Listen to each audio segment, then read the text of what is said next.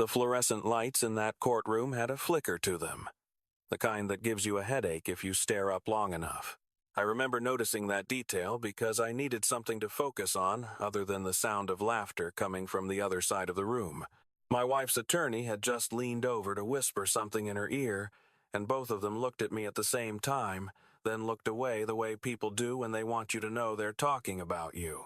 Her attorney was a tall man in a charcoal suit that probably cost more than my first truck. He had the easy confidence of someone who had never once in his adult life worried about whether a check would clear. My wife was dressed the way she always dressed when she wanted to impress people: a cream blouse, the pearl earrings her boyfriend had given her, hair done like she was walking into a board meeting instead of a family court hearing. I was wearing a blue flannel shirt I'd had for 11 years. I'd washed it the night before. It had a small fraying at the left cuff that I'd noticed in the bathroom mirror that morning and thought about changing, then decided against it. I'd pressed my khakis with an actual iron, something I hadn't done in decades. My shoes were clean. I looked exactly like what most people in that room assumed. I was a 61-year-old retired pipe fitter who had nothing and knew it. That was the point. I want to tell you the whole story, because the ending only means something if you understand where it started. And it started, like a lot of things do, with a Tuesday in March that felt completely ordinary until it wasn't. My daughter called me a plumber for the first time when she was about 5 years old, and I corrected her gently. I was a pipe fitter, I told her, which is a different trade. She looked at me like that distinction was the most boring thing she'd ever heard, and honestly, for a 5-year-old, it probably was. But for 32 years, that difference mattered to me. Pipe fitters work on industrial systems, refineries, manufacturing plants, power generation facilities. The tolerances are tighter, the stakes are higher, the certifications are harder to earn. I'd spent my 20s and 30s crawling through spaces that would make most people claustrophobic, learning systems that most people never think about because when they work right, you don't have to. I retired at 58, with a pension that was modest but reliable, and a body that had more miles on it than I'd have liked. My wife at the time had suggested I was just a laborer at a dinner party once to a group of her new friends from the financial services company where she worked. She laughed when she said it. The way you laugh to signal that something is a joke and also, underneath, that you mean it. I didn't respond to that. I'm not a man who argues in front of company. What I did, quietly and without announcement, was what I'd been doing for most of my adult life. I paid attention. I had been paying attention to a lot of things for a long time before that March Tuesday. I noticed when my wife started keeping her phone face down on the kitchen counter.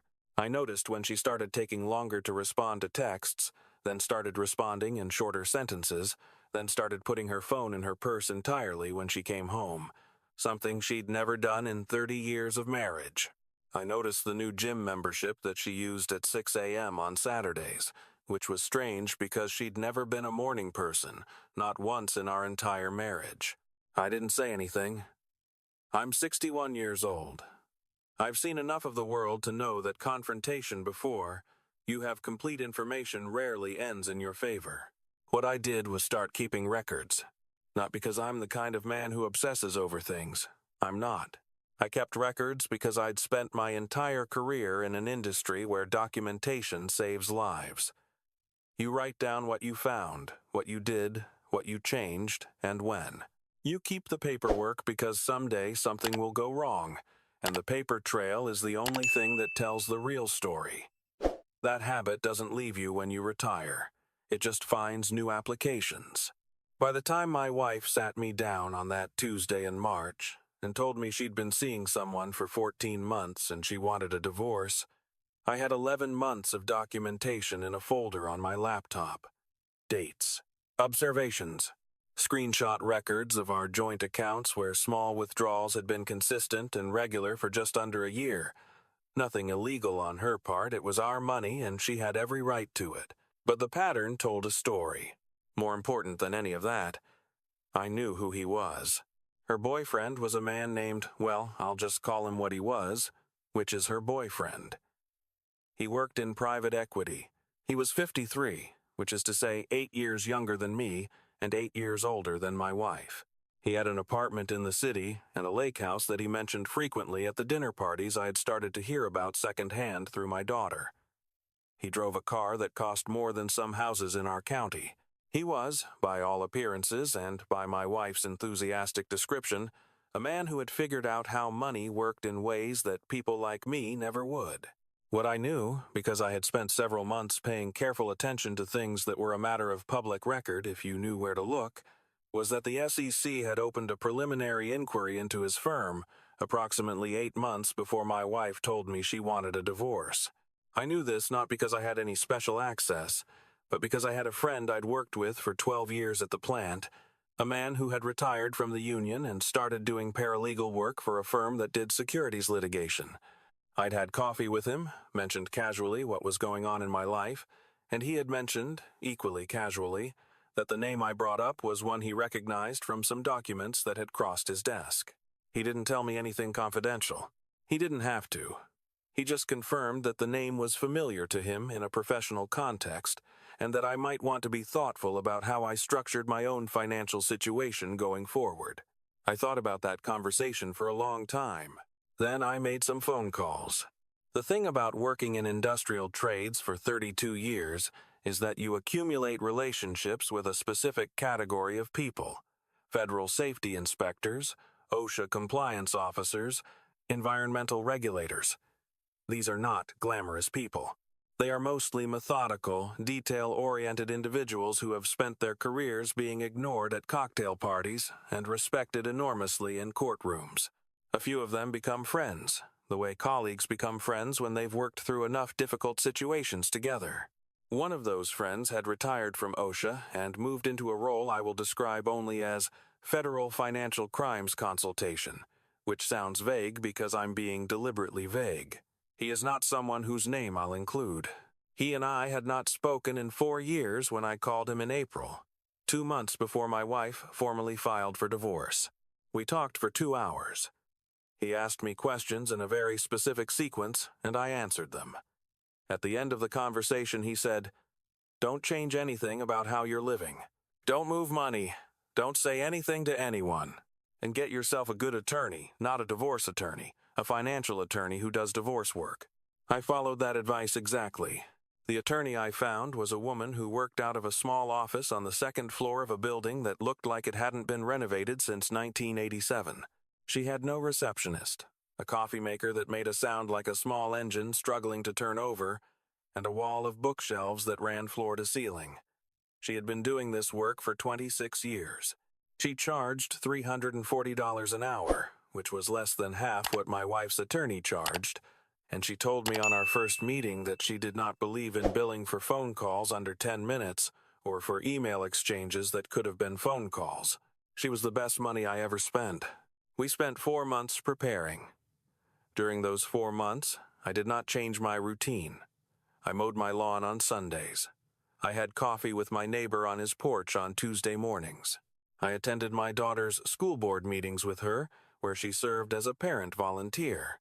I drove the same 2009 pickup truck I'd been driving since I bought it used from a man at church.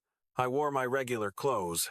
I went to the hardware store, and the grocery store, and the barber shop where I'd been getting my hair cut by the same man for 19 years. I looked, in other words, exactly like a retired pipe fitter with a modest pension and not much else. My wife's attorney had clearly done some investigation into my finances, because at our first formal mediation session, he presented a document summarizing my assets that was almost charming in its incompleteness.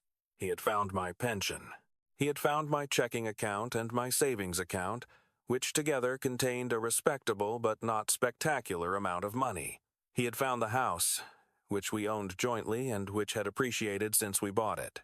What he had not found, what was structured specifically so that it would not be found without knowing exactly where to look, were the 7 properties I had purchased over the course of 20 years under an LLC that was registered in my brother's name as the managing member, with me as a silent partner. My brother had been meticulous about this. He is an accountant. He does not make mistakes with paperwork. The LLC owned a small apartment building in a city 2 hours from where we lived, 3 rental houses in a college town, and 3 commercial units leased to small businesses.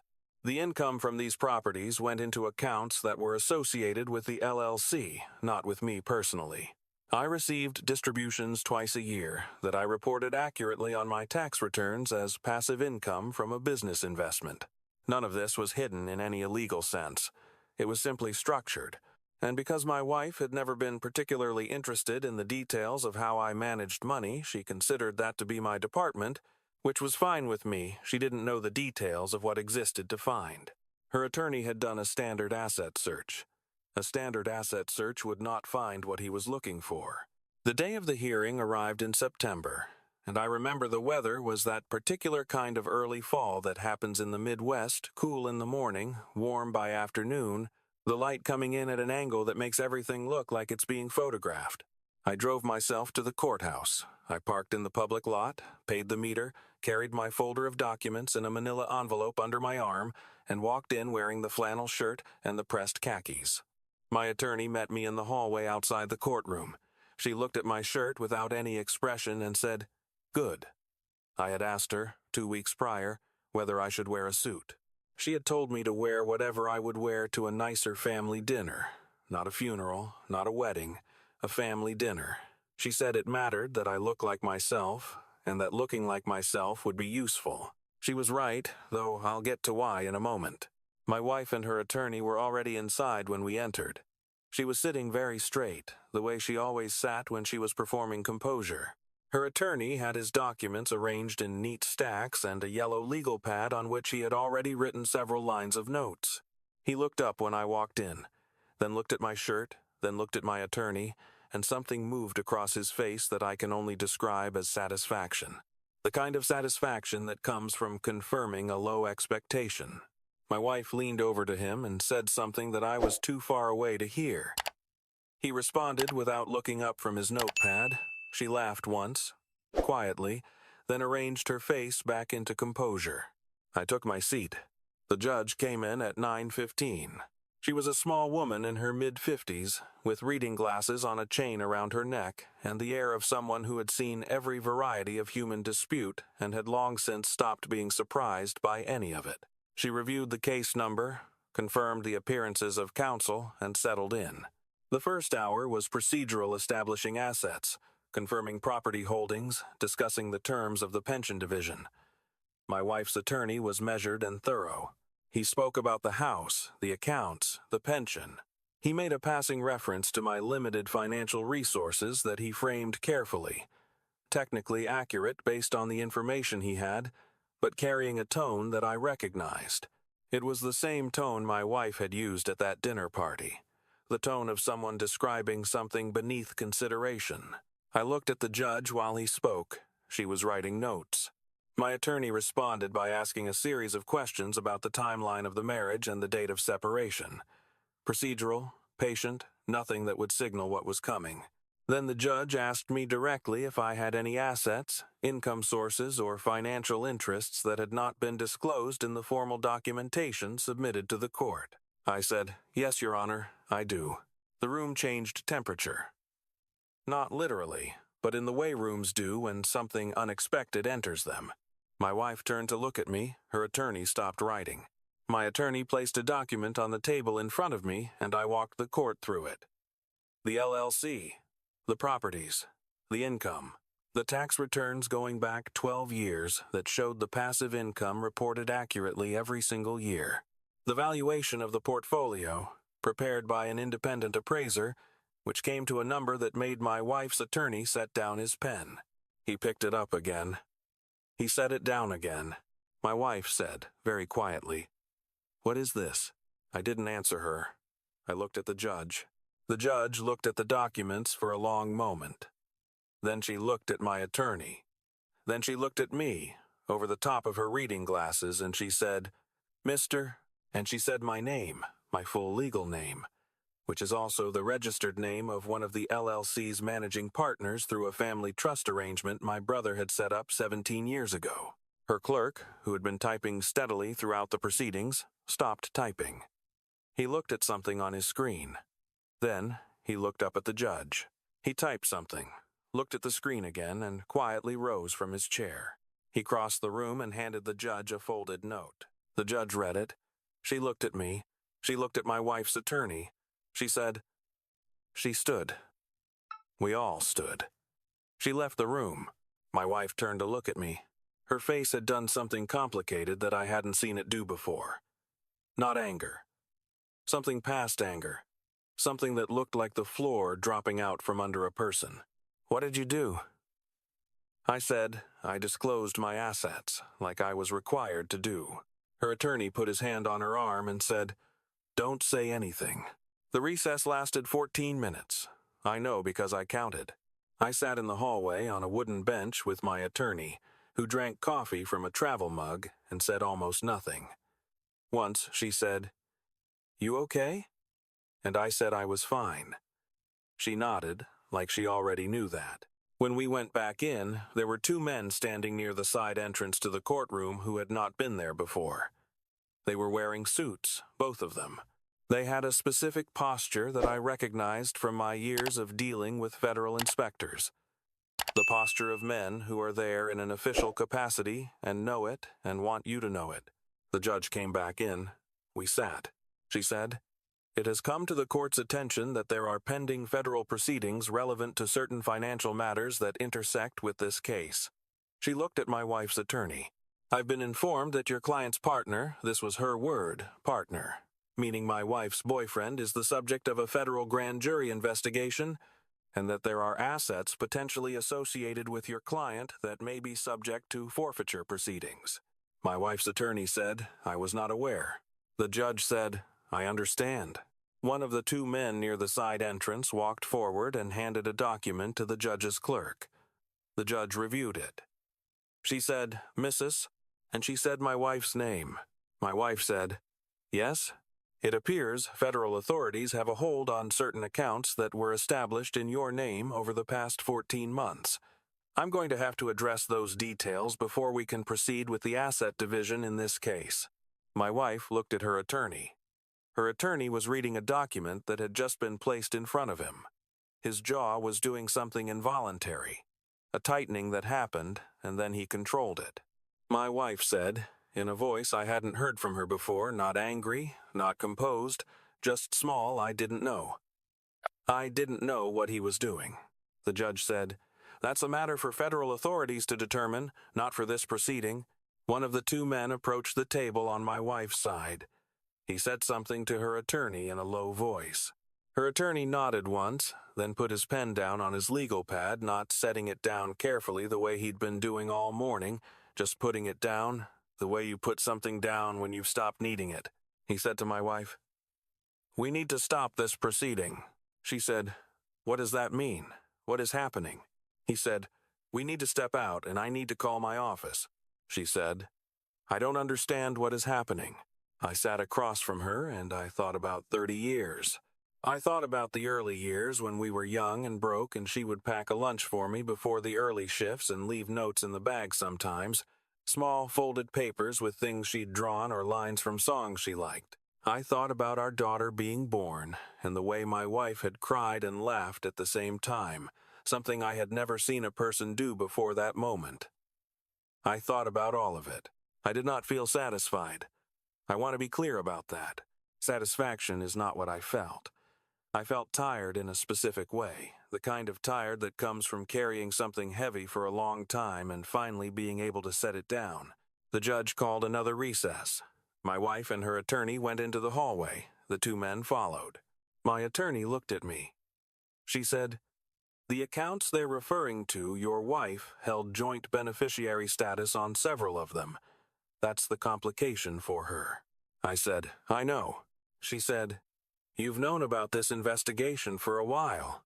I said, "Since April." She looked at me steadily. She said, "You could have told me earlier." I said, "I needed to make sure I wasn't wrong." She was quiet for a moment. Then she said, "Okay." What happened next took longer than a courtroom scene in a movie would suggest. The law is slow. Federal proceedings are slower. My own divorce settlement took another 4 months to finalize. delayed because of the federal holds on accounts that my wife had been listed on. She had genuinely not understood what her boyfriend was doing. That much became clear through the proceedings. She was not charged with anything. She lost access to money she had expected to receive. She lost a certain version of the future she had imagined. I do not find that satisfying to recount. She is the mother of my daughter. She is someone I loved for 30 years. I do not want her to suffer. I wanted the truth to be told.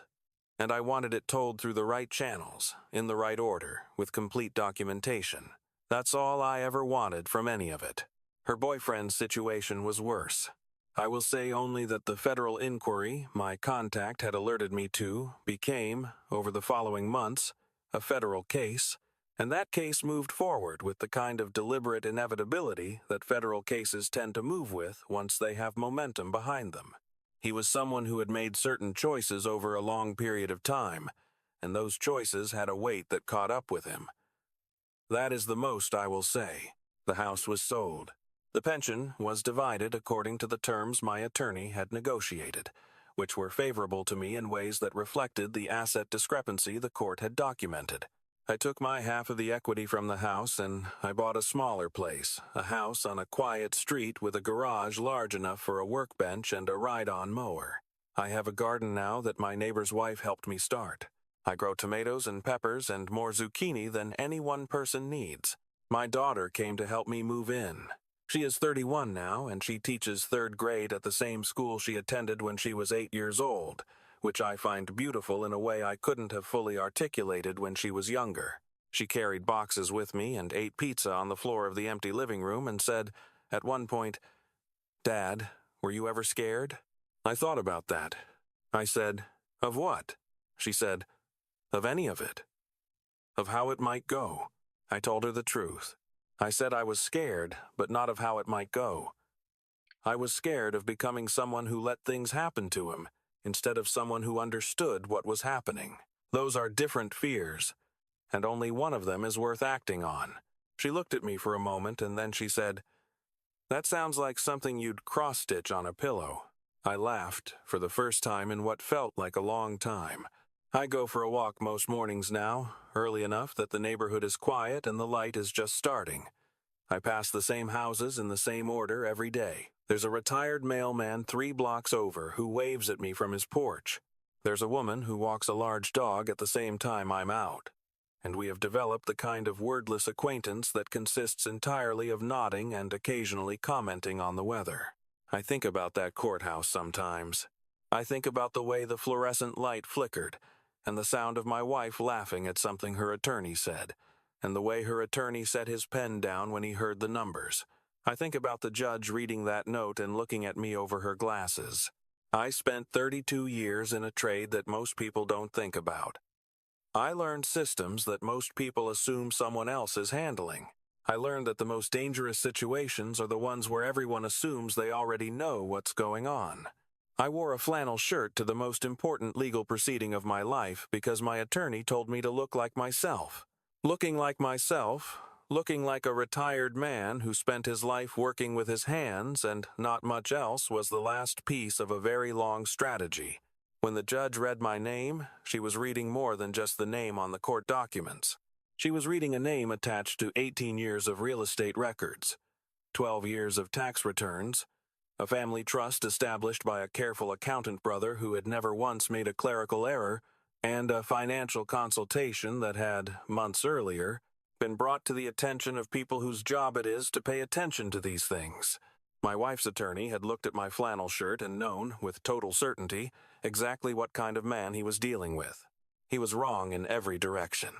I learned a long time ago, working in plants and refineries and facilities, where a single miscalculation can end a career, or worse, I learned that the most important thing is not to look impressive. The most important thing is to understand the system you're working in more completely than anyone else in the room. Everything else is just noise. I finished my walk this morning at 7:14. I came home and made coffee and sat on my back porch and looked at the garden for a while.